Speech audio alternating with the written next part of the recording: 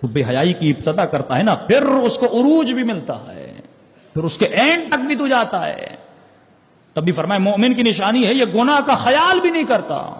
کس سے حیا کرتا ہے؟ سیدہ فاطمہ سے حیا کرتا ہے. لیکن جس میں حیا نہیں وہ مجلس میں آ کے بھی گناہ کرتا ہے، نگاہ حرام میں مبتلا ہوتا ہے. ایران کا جوان نام ہے رضا، کہتا میں بڑا گنہگار، جو انچولی میں سن چکے ہیں لیکن جنہوں نے نہیں سنا ان کے لیے بیان کر رہا ہوں. نام ہے رضا، کہتا ہے مولانا میں اتنا گنہگار تھا کہ جب غصہ آتا تھا تو اپنی ماں پہ بھی ہاتھ اٹھاتا تھا، باپ کو بھی مارتا تھا. تعلیم نہیں تھی، تربیت نہیں تھی، عقل نہیں تھا، حیا نہیں تھی. یہاں تک کہ ماں باپ کی باتوں سے تنگ آیا اور گھر سے نکل گیا. میں نے ایک فلیٹ جا کے کرائے پہ لیا، اس پہ رہنے لگا. راتوں کو دوست آتے تھے، دوستوں کے ساتھ مل کے کبھی جوا کھیلتا، کبھی شراب پیتا، کبھی بدکاری کرتا. پورا سال میرا اسی طرح گزرتا. صبح کو جاتا تھا، مسافر کش کہتے ہیں، ٹیکسی میں لوگوں کو اٹھاتا کرتا، اور جو کمائی ہوتی رات کو آ کے میرا کام یہی تھا عیاشی. کئی ایسے جوان ہیں جن کی زندگیاں ایسی گزر رہی ہیں. تو کہتا ہے محرم کا مہینہ شروع ہو گیا.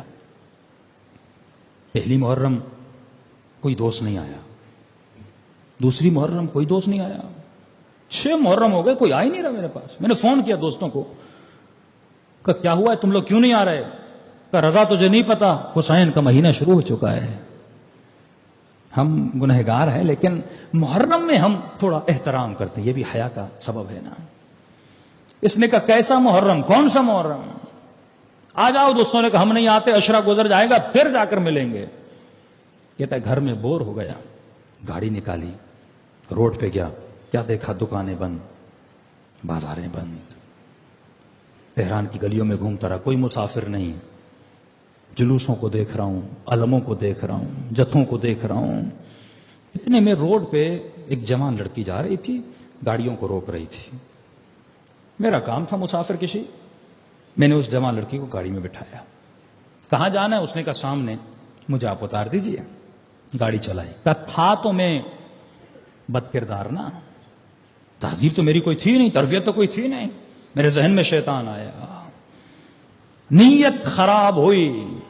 میں نے گاڑی کو پلٹا اور اپنے گھر کی طرف جانا چاہا. یہ جوان بچی پریشان ہوئی. کہا آپ کہاں جا رہے ہیں؟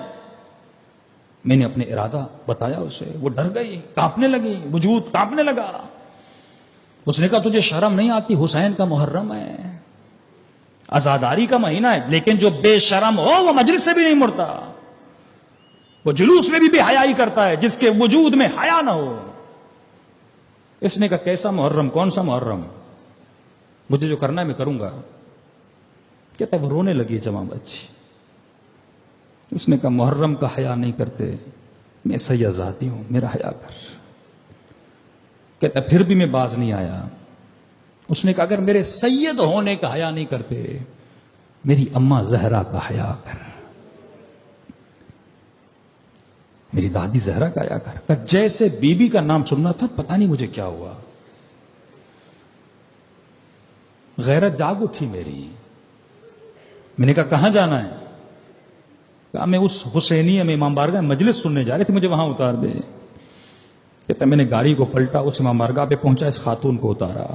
جیسے اتارا تو مجھے کہنے لگی کہ میں اپنی اماں زہرا سے تیرے لیے دعا کروں گی.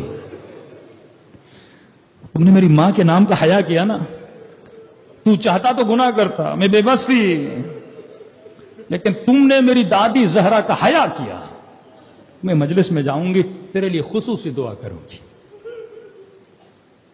کہتے میری طبیعت بگڑ چکی تھی یہ منظر دیکھ کر، اور جب اس نے واسطہ دیا میں نے اچانک دیکھا یہ تو میرا اپنا محلہ ہے، ماں باپ کے گھر جہاں پر ہے. گاڑی کو روکا اور میں گیا امی کے گھر. دروازہ کھولا، گھر میں دیکھا کوئی نہیں. کیا کرتا؟ میں نے ٹی وی کو آن کیا. کہتا جیسے ٹی وی آن کیا تو اتفاق سے ٹی وی پہ جنت البقیع دکھایا جا رہا تھا، اور مسائے پڑھنے والا جناب سیدہ کے مسائے پڑھ رہا تھا کہ مسلمانوں نے نبی کی بیٹی کا حیا نہیں کیا. اتنے گھنٹے دربار میں کھڑی رہی لیکن حق نہیں دیا. اسی نبی کی بیٹی کے پہلو پر آگ بھرا دروازہ گرایا. کہتے یہ سن کر میرا کلیجہ پھٹنے لگا، اتنے بے حیا تھے مسلمان. کہتے میری آنکھوں سے آنسو نہیں رک رہے تھے. اچانک ٹی وی کی تصویر بدلی اور کربلا دکھانے لگے. پھر اس نے کہا اسی نبی کے نواسے کو کربلا میں گردن کے پیچھے سے کاٹا گیا. نبی کے نواسے کی بیٹیوں کے چہرے پہ تماچے مارے گئے، چادروں کو اتارا گیا. کہتا انقلاب آ چکا تھا میرے بدن میں اتنا رویا سمجھ نہیں آ رہا تھا میں کیا کروں. میں اللہ سے معافی مانگنے لگا.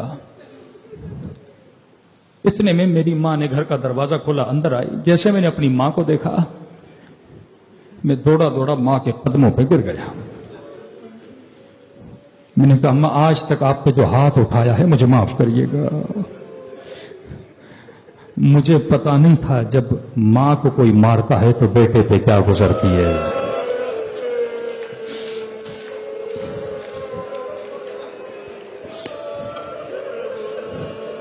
ہمارے استاد کہتے تھے تصور کرو کسی گلی میں تمہاری ماں کو کوئی تماچا مارے.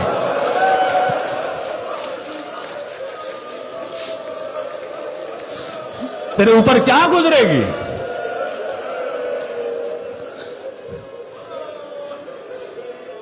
کہتی ہے میری ماں نے بڑے پیار سے میرا سر اٹھایا اور مجھے کہا کہ رضا تو آج بدلا لگ رہا ہے، تو وہ نہیں ہے جسے میں نے چھوڑا تھا.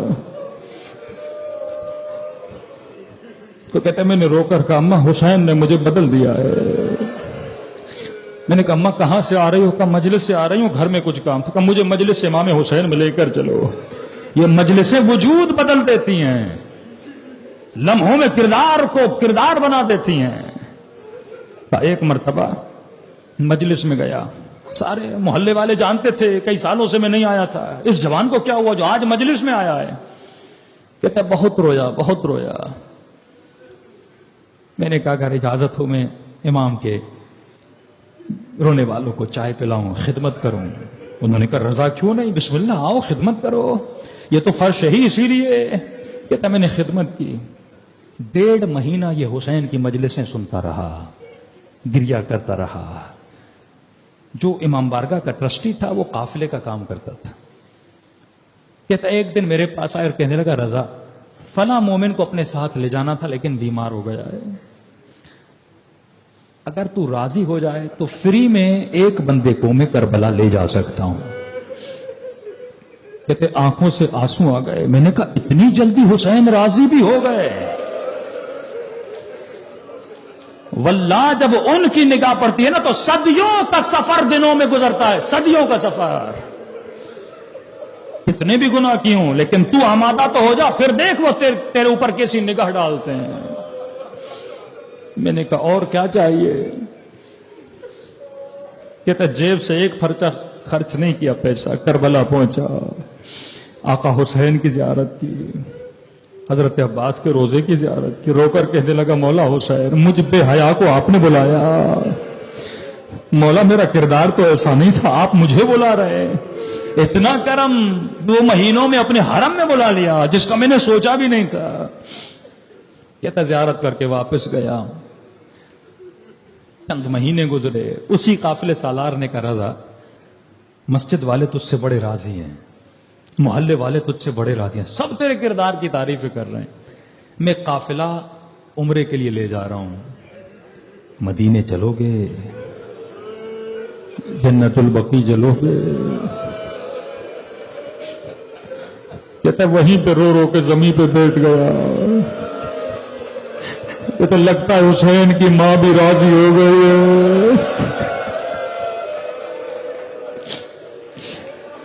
اتنی جلدی بھلا کون ماں بھی راضی نہیں ہوتی، باپ بھی راضی نہیں ہوتا. میں نے کہا کیوں نہیں چلوں گا. مدینے گیا، جنت البقیع گیا، بہت رویا. بی بی آپ مجھ سے راضی ہو گئے، آپ کا شکریہ. کہتے واپس آیا. اس محلے کا ایک بہت سرمایہ دار آدمی تھا، متدین، مسجد میں ڈیلی آتا تھا، مجھے دیکھتا تھا. ایک دن میرے والد کے پاس گیا، کہا کہ یہ جوان بہت نیک ہو چکا ہے، پتہ نہیں کیوں اس کی محبت میرے دل میں آ گئی ہے، جب دیکھتا ہوں میرے وجود میں خوشی آ جاتی ہے۔ کہا کہ اگر زحمت نہ ہو تو میں چاہتا ہوں میری بیٹی کی شادی رضا سے ہو جائے۔ باپ نے کہا میرا بیٹا جانتے ہو چند مہینے ہوئے ہیں، سدھر گیا ہے، ایسا نہ ہو پھر بگڑ جائے۔ کہا میں خود جا کے بات کرتا ہوں۔ رضا کے پاس آیا، کہا میں بیٹی دینا چاہتا ہوں۔ اس نے کہا مجھے کہاں، تو نیک ہو گئے، لیکن ایک وعدہ کر، آج کے بعد حسین کو چھوڑے گا نہیں، عباس کے دامن کو پھر چھوڑ کے جائے گا نہیں۔ کہ اللہ وہ دن میری زندگی میں نہ لائے کہ میں حسین کو چھوڑوں۔ پھر کل آ جا میری بیٹی کا رشتہ لینے۔ اپنی ماں کے ساتھ، والد کے ساتھ رشتہ لینے گیا۔ جیسے گھر پہنچا، ایران میں رسم ہے کہ جن بچیوں کا رشتہ لینے جاتا ہے وہ چائے لے کر آتی ہیں۔ یہ لڑکی جیسے چائے لے کر آئی، اس کی نگاہ جیسے رضا پہ پڑی، وہیں چیخ مار کے بے ہوش ہو کے گر گئے۔ باپ پریشان، ماں پریشان، یہ پریشان، ہوا کیا لڑکی کو؟ کمرے میں لے گئے، کئی ٹائم کے بعد ہوش میں آئی، اور جیسے ہوش میں آئی روئے جا رہی تھی۔ ماں نے کہا بیٹی ہوا کیا ہے؟ کہا کل رات میں نے سیدہ فاطمہ کو خواب میں دیکھا، میں نے اپنی بیوی کو خواب میں دیکھا تھا، بیوی نے اسی جوان کا فوٹو دکھایا تھا اور مجھے کہا تھا اس نے میری بیٹی کا حیا کیا تھا، اس نے میرا احترام کیا تھا، اسے نہ کہنا۔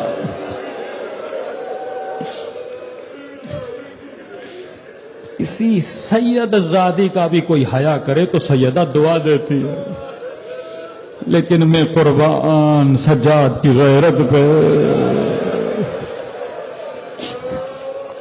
میں قربان امام سجاد کی غیرت پہ۔